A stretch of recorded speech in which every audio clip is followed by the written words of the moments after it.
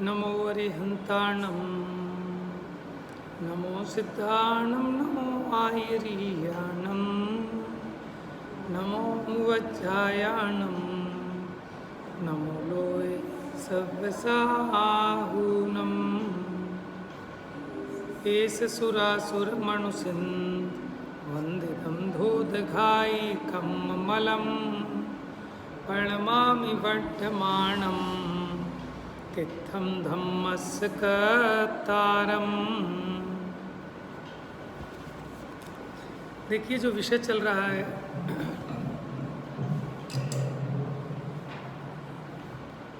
छह द्रव्यों से संबंधित है, लेकिन थोड़ी भाषा जटिल है, तो कहीं किसी को कोई अन्यथा अर्थ भाषित ना हो, उसके लिए ज़रूरी है कि जहाँ भी आपको कुछ कन्फ्यूज़न हो, कोई शंका हो, तो आप अवश्य पूछ सकते हैं, उसको क्लियर करा सकते हैं।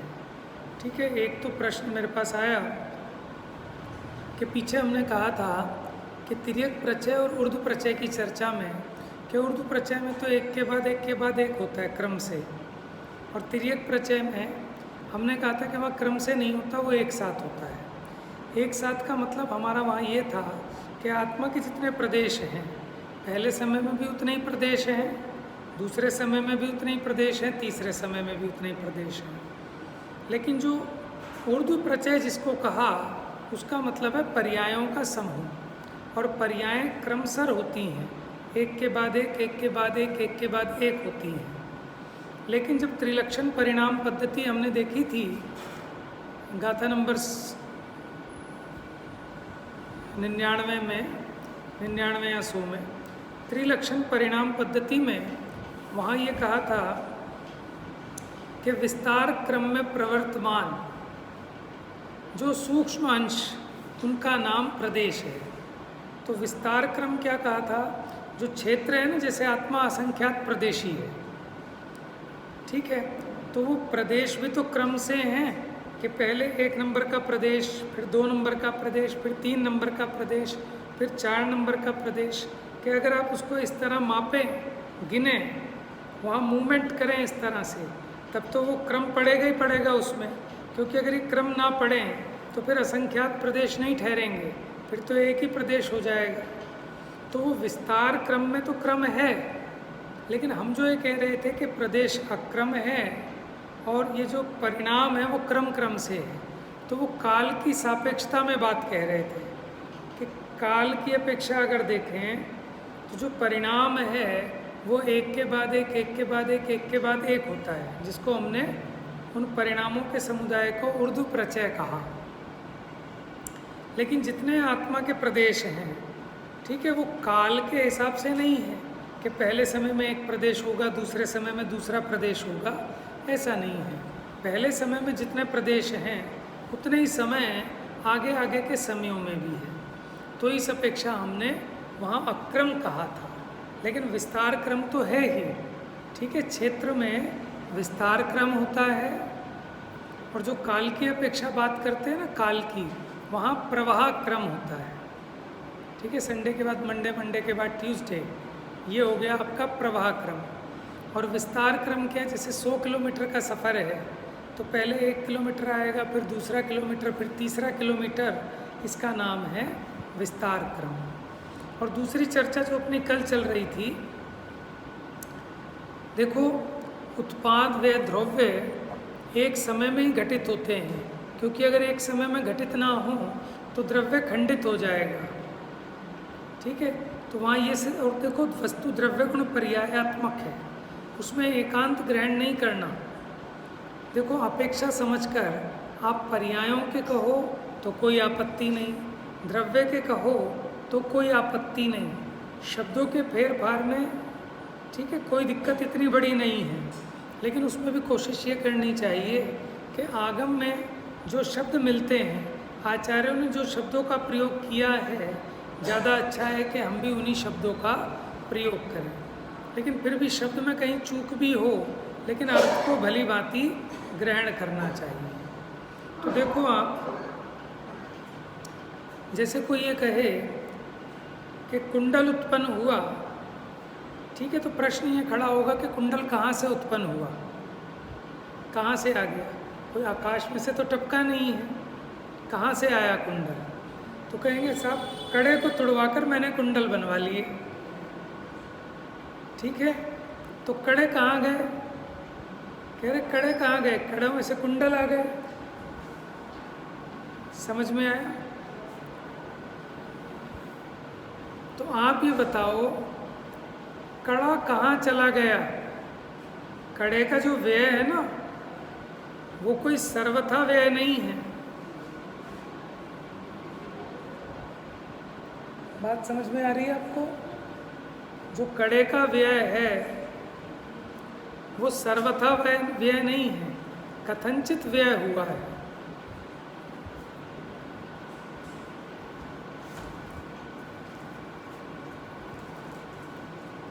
क्या ले आए हो?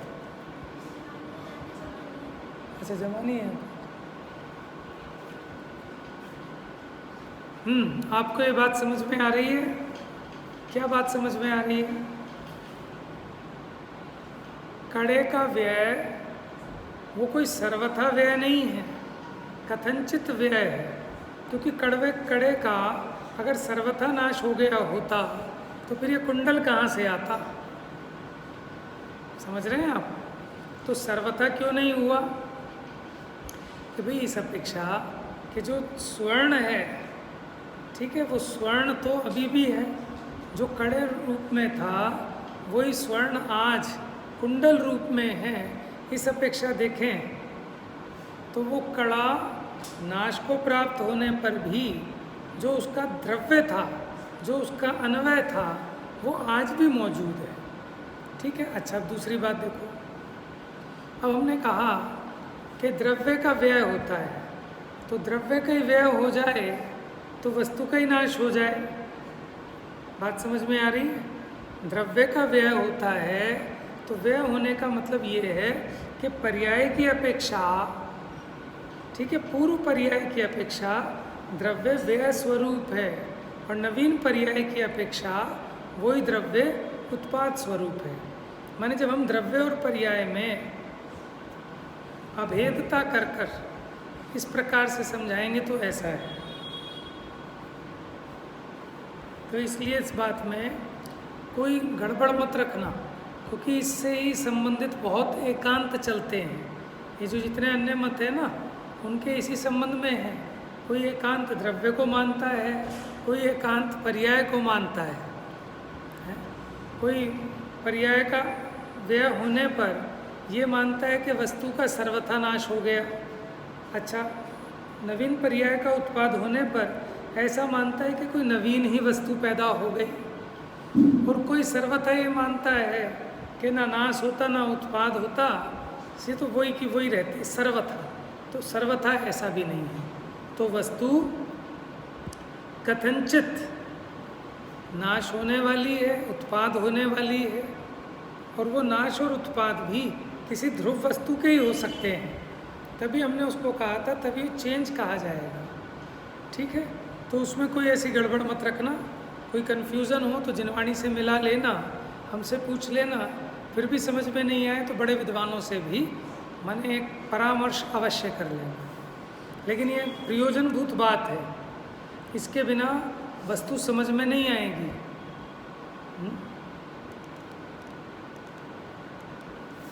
क्योंकि द्रव्य पर्याय में कथनचित भेद है, सर्वथा भेद नहीं है, और सर्वथा अभेद भी नहीं है। द्रव्य और पर्याय कथनचित भेद रूप हैं, कथनचित अभेद रूप हैं। चलिए, हाँ, क्योंकि एक सुक्ति है ना, को ना विम्यते शास्त्र समुद्रे, कि शास्त्र समुद्र ऐसा है कि इसमें कौन माने बह नहीं जाता, डूब नहीं जाता, क्योंकि अथाह है। माने गणधर भी जिसका पार पाने में समर्थ। भगवान ने जितना जाना उतना उनकी वाणी में नहीं आ पाता, जितना उनकी वाणी में आया उसके भी कुछ ही अंश को गणधर ग्रहण कर पाते हैं। ठीक है। और जितना वो ग्रहण कर पाते हैं उसमें से कुछ का ही वो माने गूंथ पाते हैं, फर्दर आगे उपदेश दे पाते हैं। तो परंपरा से उसकी हानि होती जाती है।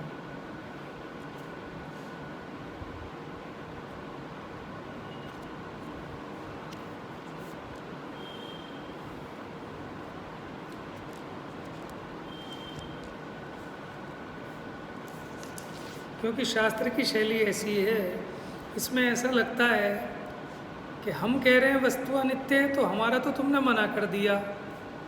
ऐसा लगेगा ना कि कोई अनित्यवादी दर्शन वाला है। अब उसने कहा कि वस्तु अनित्य ही है तो हमने तो मना कर दिए, तो एकांत है। लेकिन हम कथनचित एकांत से हमारे यहाँ भी तो कहा कि पर्याय की अपेक्षा वस्तु अनित्य ही है। बस अंतर इतना है कि हम जो कह रहे हैं वो सापेक्षता से कह रहे हैं और वो निरपेक्ष कह रहा है। ठीक है, बात एक जैसी लगेगी लेकिन जमीन आसमान का फर्क है।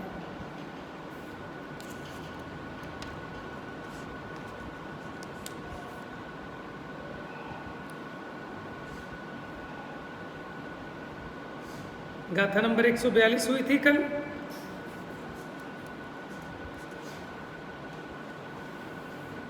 तो यहाँ तो ये सिद्ध किया था कि आपको समय समय जो नज़र आते हैं ना, वो समय समय निरन्वय नहीं है, उनका कोई अन्वय भी है। वो है काल द्रव्य, वो काल द्रव्य की पर्याय है। ठीक है, इस प्रकार पेज नंबर देखिए 283।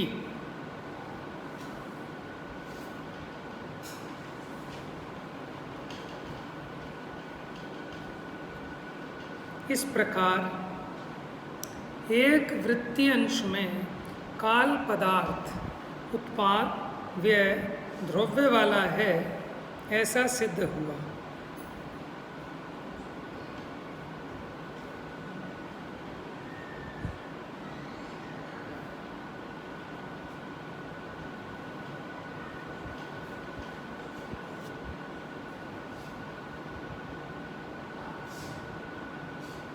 अब जैसे एक वृत्ति अंश में काल पदार्थ उत्पाद व द्रव्य वाला सिद्ध किया है, उसी प्रकार सर्व वृत्ति अंशों में काल पदार्थ उत्पाद व द्रव्य वाला है। देखो, उत्पाद व द्रव्य वाला किसको कहा? काल पदार्थ को, है ना, वही द्रव्य। तो यहाँ लिखा ना, काल पदार्थ उत्पाद व द्रव्य वाला है। लेकिन कब के एक वृत्ति अंश में, माने वो पर्याय की अपेक्षा लगानी पड़ेगी, तभी वो उत्पाद व द्रव्यपना घटित होगा। तो जब एक वृत्यांश में है तो अब ये सिद्ध करते हैं कि सभी वृत्यांशों में काल पदार्थ उत्पाद व द्रव्य वाला है। गाथा देखिए, एगम हि संति समये संभवठिदिनाश सन्निदाट्ठ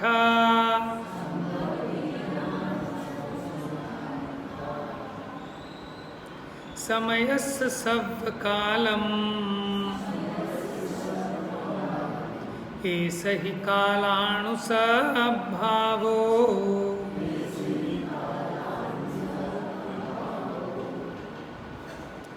एगम ही संति समय, माने एक एक समय में, संभव माने उत्पाद, ठिधि माने स्थिति, नाश माने व्यय। तो उत्पाद व द्रव्य सन्निधा अट्ठा, अट्ठा माने पदार्थ। तो एक एक समय में उस पदार्थ के, काल पदार्थ की बात चल रही है, तो उसके क्या होते हैं? उत्पाद व द्रव्य होते हैं। ठीक है, समयस्य सव्कालम,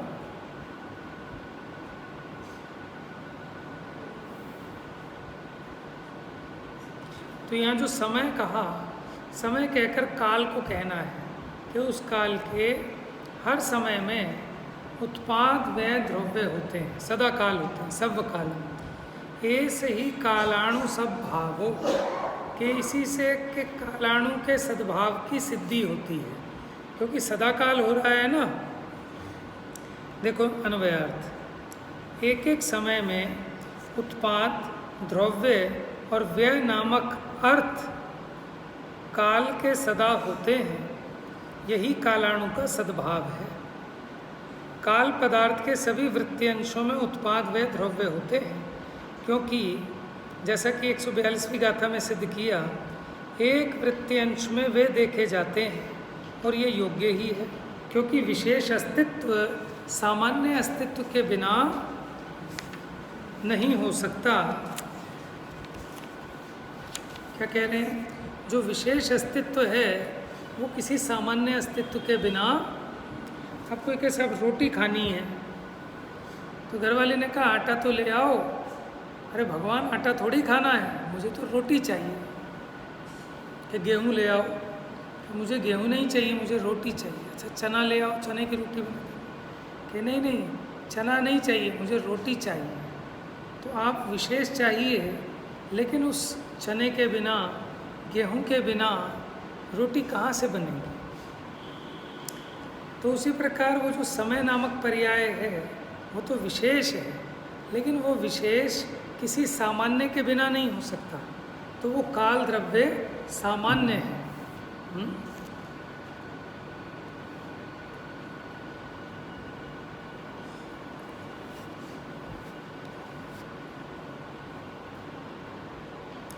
यही काल पदार्थ के सद्भाव की सिद्धि है।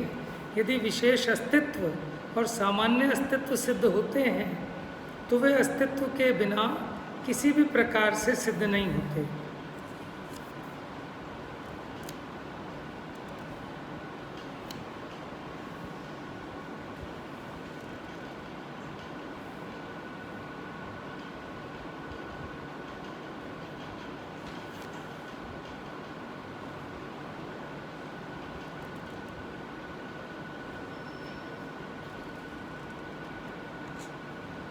देखो ऊपर देखो संस्कृत में, यदि विशेष सामान्य अस्तित्व सिद्धतदा त अस्तित्व अंतरेण न सिद्ध्यतः कथिंचित भी। चेंज हो रहा है, देखो अर्थ इसका यहाँ पर है। कोई दूसरी बुक आपके पास जयसेनाचार्य की, डॉक्टर साहब वाली में है? ये देखना है, एक मिनट, दूसरे वाला ग्रंथ देना, प्रवचन सार जी। नहीं दे रहे हैं। एक तो ये, हाँ निकाल लो, एक और निकाल लो, नीले वाला, नीला और वो जो दूसरे लिखे ना, दोनों निकाल लो। हाँ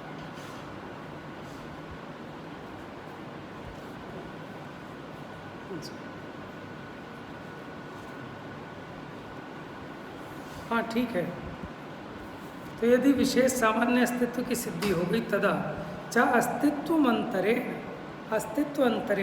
माने अस्तित्व के अलावा, ठीक है, अंतरेण माने अस्तित्व के सिवाय, अस्तित्व के बिना इनकी कभी भी सिद्धि नहीं हो सकती, इन दोनों अस्तित्व के बिना। फिर भी एक बार जयसेनाचार्य का और देख लेते हैं।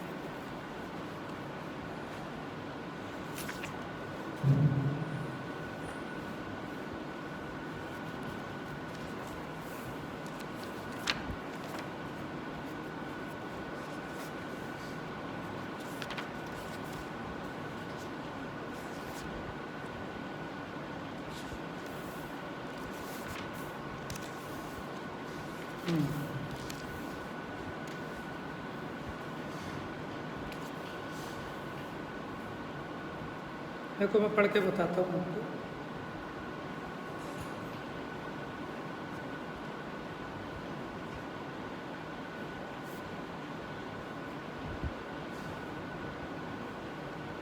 एक समय में पाए जाते हैं क्या, ये लिखा था ना, संभव ठिधि नाश सन्निधा, उत्पाद, द्रव्य और व्यय नामक अर्थ, धर्म, स्वभाव एक समय में पाए जाते हैं। किसके? समयस्य, समय रूप पर्याय को उत्पन्न करने वाला होने से समय माने कालाणु, उसके ये उत्पाद आदि हैं। सब कालम हमेशा ऐसे ही कालाणु सब भावो, कि इससे ही कालाणु के सद्भाव की सिद्धि होती है।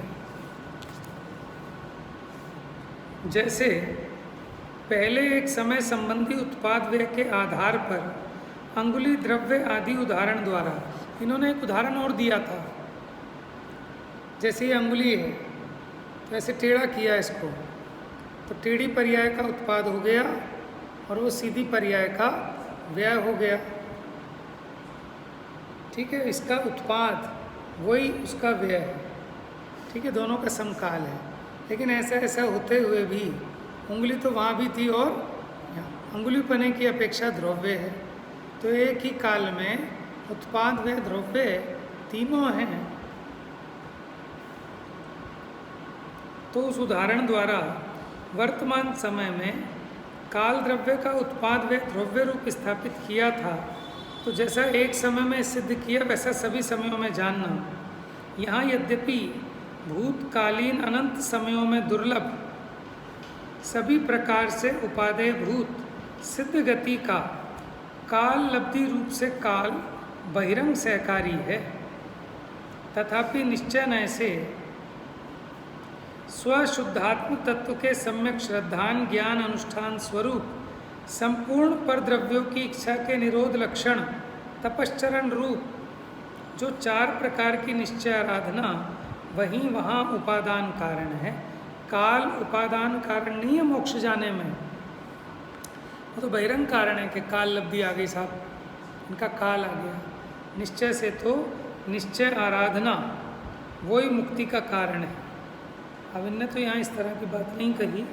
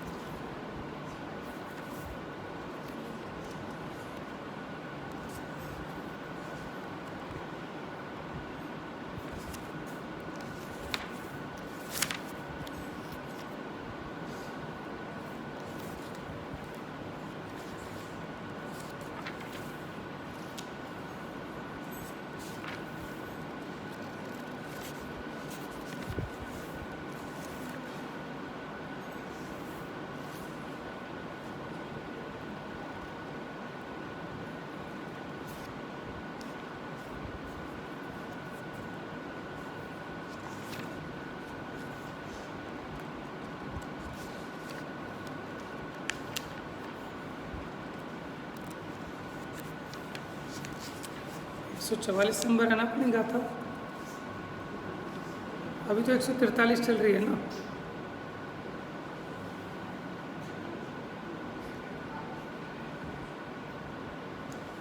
विशेष अस्तित्व सामान्य अस्तित्व के बिना नहीं हो सकता। सामान्य और विशेष काल पदार्थ की सिद्धि से ही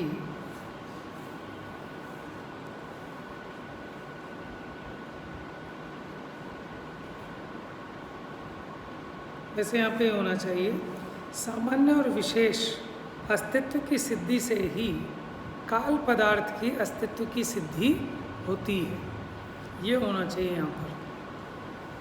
तो इन्होंने सामान्य विशेष अस्तित्व को सिद्ध किया, तो सामान्य विशेष अस्तित्व से ही काल पदार्थ के अस्तित्व की सिद्धि हो सकती है, बस।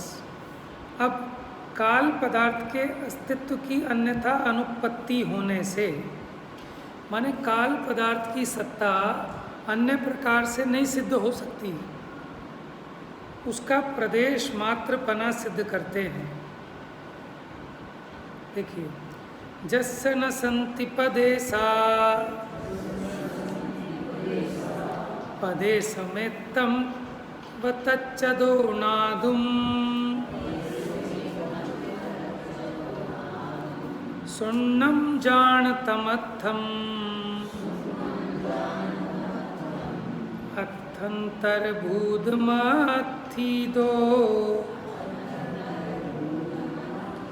अब देखो, अन्यथा अनुपत्ति माने अन्य प्रकार से इसकी सिद्धि नहीं हो सकती। किसकी? काल द्रव्य की। कि कैसे नहीं हो सकती? देखो, अब जस्य न संति पदेसा माने जिस पदार्थ के प्रदेश नहीं होते,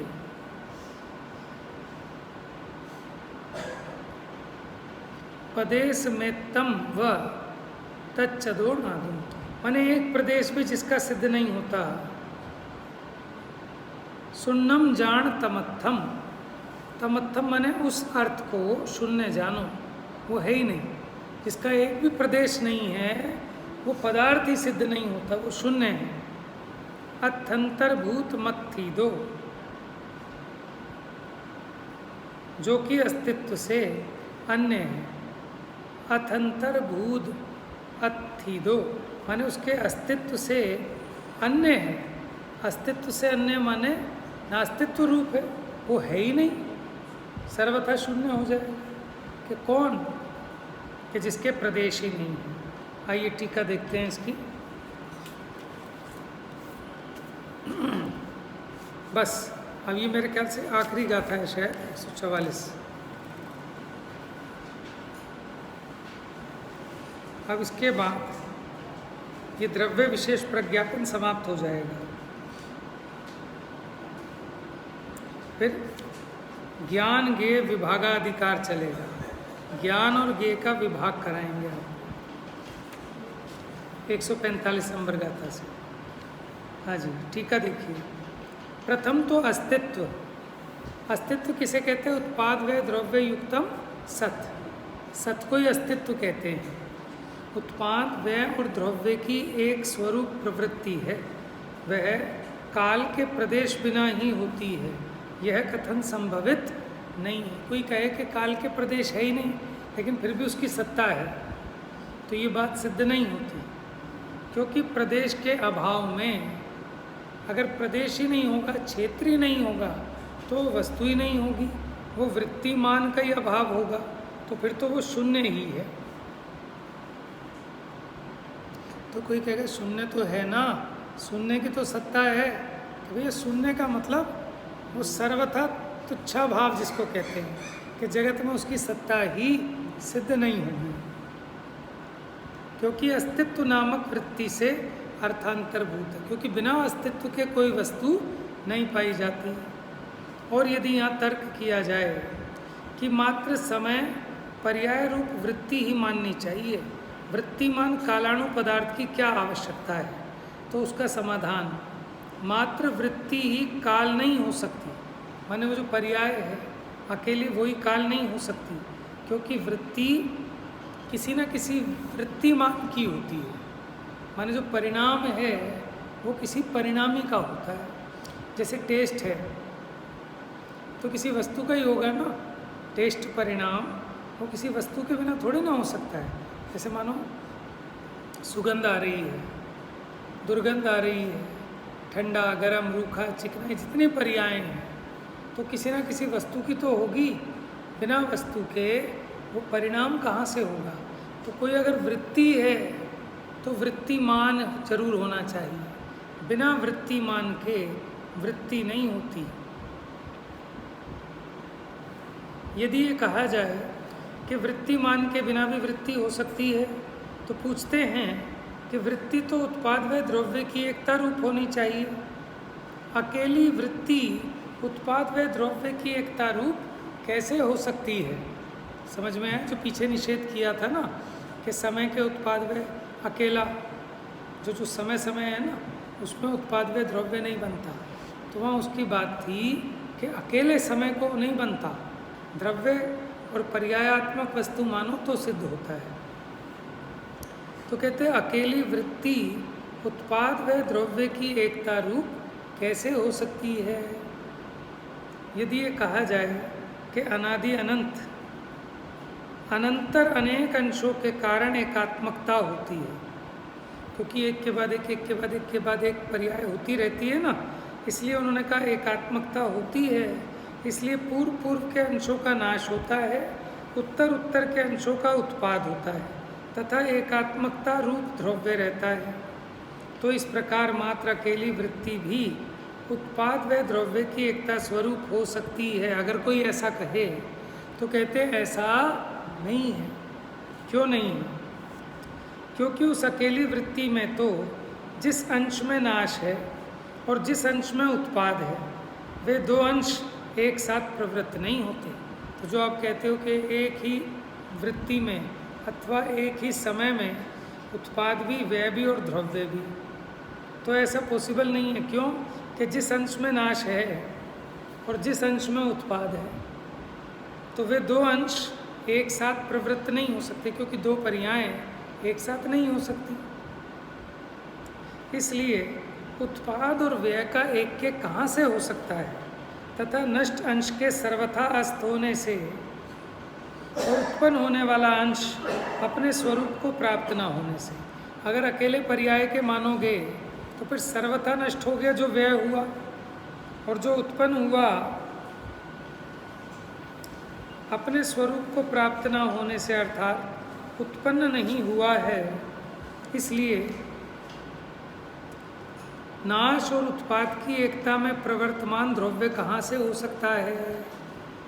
क्यों? नष्ट अंश के सर्वथा अस्त होने से, कि जो पर्याय नष्ट हुई वो तो पूरी तरह नष्ट हो गई, और उत्पन्न होने वाला अंश अभी वो उत्पन्न हुआ नहीं। ठीक है, तो फिर उनमें द्रव्यपना कैसे बनेगा? वो तो खंडित हो गया। ऐसा होने पर त्रिलक्षणता नष्ट हो जाती है, माने उत्पाद व द्रव्यपना नहीं बनेगा। क्षण भंग उल्लसित हो उठता है। क्षण भंग माने जो बौद्ध मति मानता है ना, क्षणिकवाद, कि वस्तु सर्वथा नष्ट हो जाती है, वस्तु सर्वथा उत्पन्न होती है, एक क्षण भर की है, वही सिद्ध हो जाएगा, द्रव्य नहीं माना जाएगा। नित्य द्रव्य अस्त हो जाता है और क्षण ध्वंसी भाव उत्पन्न होते हैं। इसलिए तत्व विप्लव के भय से, विप्लव आप समझते हो, विप्लव माने तूफान आ जाएगा, आफत हो जाएगी, तत्व की सिद्धि नहीं होगी, अंधाधुंधी गड़बड़ झाला, उसे कहते हैं विप्लव। तो तत्व संबंधी अंधाधुंधी होने के भय से अवश्य ही वृत्ति का आश्रयभूत कोई वृत्तिमान अवश्य ढूंढना चाहिए। जैसे मैंने कल बर्फी का उदाहरण दिया था, तो बर्फी किसकी है? कोई वृत्तिमान तो होना चाहिए ना, जो बर्फी रूप में परिणमित हुआ, कि बेसन हुआ, कि खोया हुआ है, तभी तो पता चलेगा। वृत्तिमान के बिना नहीं होती।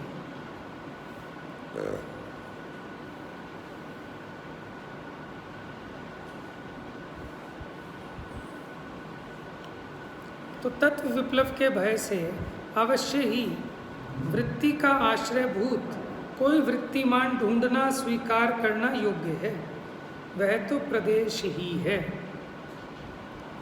क्योंकि अप्रदेश के अन्वय तथा व्यतिरेक का अनुविधायित्व असिद्ध है।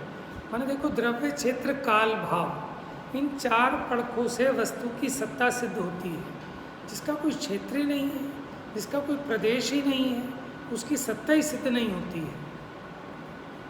तो यहाँ कहते हैं कि अनुविधायी माने उसका अनुकरण करके होने वाला, क्योंकि अप्रदेश के अन्वय तथा व्यतिरेक का अनुविधायित्व असिद्ध है। क्या कह रहे हैं? कि जिसके प्रदेश ही नहीं है, उसमें अन्वय और व्यतिरेक क्या बनेगा? घटित ही नहीं होगा। जो अप्रदेश होता है वह अन्वय तथा व्यतिरेकों का अनुसरण नहीं कर सकता, उसमें द्रव्य तथा उत्पाद व्यय नहीं हो सकता। प्रश्न किया, इस प्रकार काल सप्रदेश है तो उसके एक द्रव्य के कारणभूत लोकाकाश तुल्य असंख्य प्रदेश क्यों ना मानने चाहिए? कि अगर वो प्रदेश वाला है काल द्रव्य, तो आप उसके असंख्य प्रदेश मान लो ना, जितने लोकाकाश के हैं। समाधान, ऐसा हो तो पर्याय समय सिद्ध नहीं होता। क्या कह रहे हैं? अगर ऐसा हो जाता ना कि वो असंख्यात प्रदेशी हो जाता, माने अभी तो एक एक कालाणु एक एक प्रदेशी है, तभी तो समय बनता है कि उस एक प्रदेश को पार करे पुद्गल अणु, तो एक समय होता है। अब अगर ये असंख्यात प्रदेशी होता, कौन? कालाणु, तो फिर हाँ, तो फिर समय की सिद्धि कैसे होती? माने एक प्रदेशी है तो उस एक प्रदेश को पार करने में पुद्गल जो टाइम लेता है, उससे इस कालाणु का परिणमन एक समय रूप होता है। अब अगर ये कालाणु एक प्रदेशी ना होकर पूरे लोकाकाश प्रदेशी होता तो इस पूरे को पार करता है, तब तो कितने समय हो जाते, फिर एक समय की सिद्धि नहीं होती।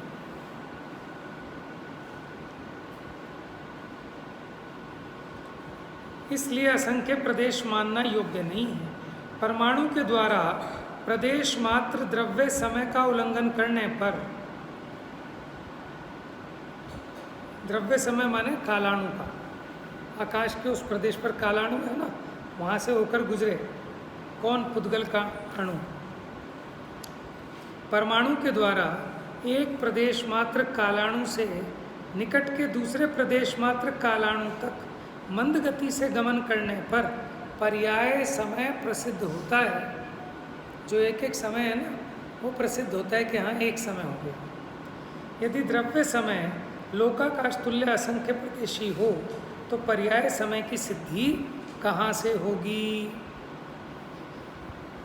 यदि द्रव्य समय अर्थात काल पदार्थ लोकाकाश जितने असंख्य प्रदेश वाला एक द्रव्य हो, चलो मान लेते हैं आपकी बात, और अब उसमें देखते हैं कि अगर कोई आपत्ति आएगी तो हम नहीं मानेंगे, और आपत्ति नहीं आएगी तो आपकी बात को मान लेंगे।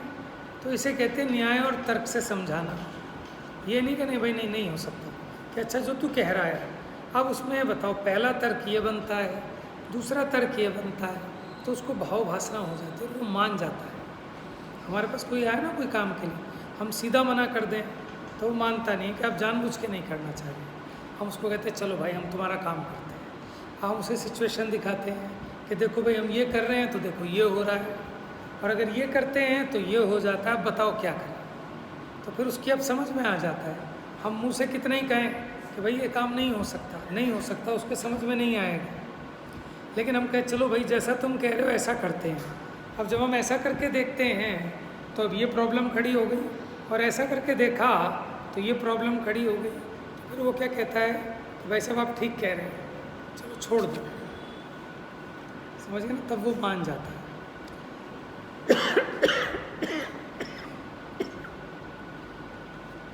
तो कहते हैं अगर आपकी बात माने कि काल पदार्थ लोकाकाश जितना असंख्य प्रदेशी हो तो भी परमाणु के द्वारा उसका एक प्रदेश उल्लंघित होने पर पर्याय समय की सिद्धि हो, तो इसमें दो दोष आते हैं। नंबर 1,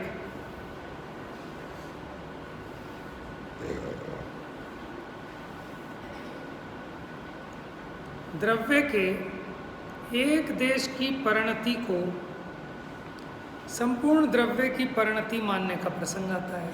देखो क्या माना हमने कि वो जो काल था वो पूरे लोकाकाश में फैल गया, और अब भी उसके एक प्रदेश पर से परमाणु होकर गुजरा, ठीक है। तो वो एक प्रदेश का जो परिणमन हुआ, एक प्रदेश की जो परिणति हुई वो समय है, लेकिन उसके आधार पर संपूर्ण द्रव्य की परिणति मान लें उस एक समय को, सो योग्य नहीं है। एक देश की वृत्ति को संपूर्ण द्रव्य की वृत्ति मानने में विरोध है, क्योंकि परिणमन तो वो जो एक उस प्रदेश पर, उस जो काल आपने असंख्यात प्रदेशी माना, उसके एक प्रदेश पर वो परिणति हुई समय वाली, तो अंश की प्रवृत्ति को संपूर्ण की वृत्ति मानने में विरोध है। संपूर्ण काल पदार्थ का जो सूक्ष्म वृत्तीय अंश है वह समय है, माने पूरे काल पदार्थ का जो सूक्ष्म वृत्तीय अंश है वो समय है। परंतु आपने पूरे काल पदार्थ का नहीं माना, काल पदार्थ के एक प्रदेश का वृत्तीय अंश समय ठहरा, जो कि ठीक नहीं है। दूसरा दोष क्या आता है? तिर्यक प्रत्यय को उर्दू प्रत्यय का प्रसंग आता है। क्या कह रहे हैं? तिर्यक प्रत्यय को उर्दू प्रत्यय का प्रसंग आता है। कैसे? प्रथम काल द्रव्य एक प्रदेश से वर्ते, फिर दूसरे प्रदेश से वर्ते, तो ऐसे क्रम से वर्ते, इसको तो उर्दू प्रत्यय कहा था। और ये उस प्रश्न का भी समाधान आ गया कि हमने जो कहा था कि तिर्यक प्रत्यय अक्रम से है और उर्दू प्रत्यय क्रम से है। तो अगर आप कालाणु को एक प्रदेशी ना मानकर असंख्यात प्रदेशी मानते हो, तो क्या होगा कि फिर ऐसा होगा कि वो जो एक परमाणु ने उस एक प्रदेश का उल्लंघन किया, तो वहाँ जो पूरा एक असंख्यात प्रदेशी काल है, वहाँ उसके एक प्रदेश में परिणमन हुआ, फिर दूसरे पे से पार हुआ तो उसके दूसरे प्रदेश में परिणति हुई, फिर कालाणु के तीसरे प्रदेश में हुई। इस प्रकार से ये दोष आता है, माने क्रम क्रम से होने का दोष आता है। यानी जो तिर्यक प्रचय था वो उर्दू प्रचय हो गया, तो द्रव्य को प्रदेश मात्र स्थापित हो गया, अर्थात तिर्यक प्रचय ही उर्दू प्रचय है ऐसा मानने का प्रसंग आता है। इसलिए द्रव्य प्रदेश मात्र ही सिद्ध होता है। इसलिए तिर्यक प्रचय को उर्दू प्रचय पना न मानने वालों को प्रथम ही काल द्रव्य को कितना निश्चित करना चाहिए? एक प्रदेशी।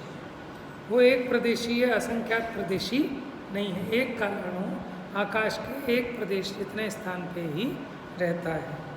इस प्रकार ज्ञेय तत्व प्रज्ञापन में द्रव्य विशेष प्रज्ञापन समाप्त हुआ।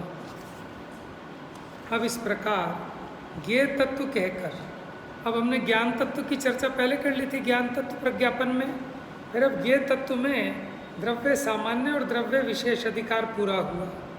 अब ज्ञान और ज्ञेय के विभाग द्वारा आत्मा को निश्चित करते हुए आत्मा को अत्यंत भिन्न करने के लिए व्यवहार जीवत्व के हेतु का विचार करते हैं।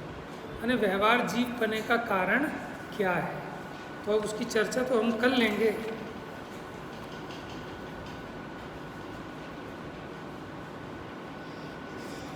अब जीव की सिद्धि करेंगे। ज्ञान ज्ञेय की बात हो गई, अब इनके विभाग के द्वारा जीव की सिद्धि करेंगे।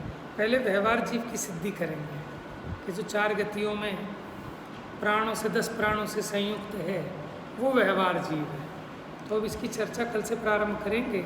तो इसका नाम क्या है? ज्ञान ज्ञेय विभागा अंतराधिकार। मूल अधिकार नहीं है, ज्ञेय तत्व प्रज्ञापन का ही अंतराधिकार है। तो ज्ञेय तत्व प्रज्ञापन में पहले हमने देखा द्रव्य सामान्य अध्यक्ष, द्रव्य सामान्य प्रज्ञापन, फिर द्रव्य विशेष प्रज्ञापन। अब देखेंगे ज्ञान ज्ञेय विभाग अधिकार इसी में। तो ये चर्चा कल से करेंगे। गाथा नंबर 145 कल चलेगा। जा वाणी के ज्ञान से सूझे लोकालो, सो वाणी मस्तक नमो सदा देत हूँ धो।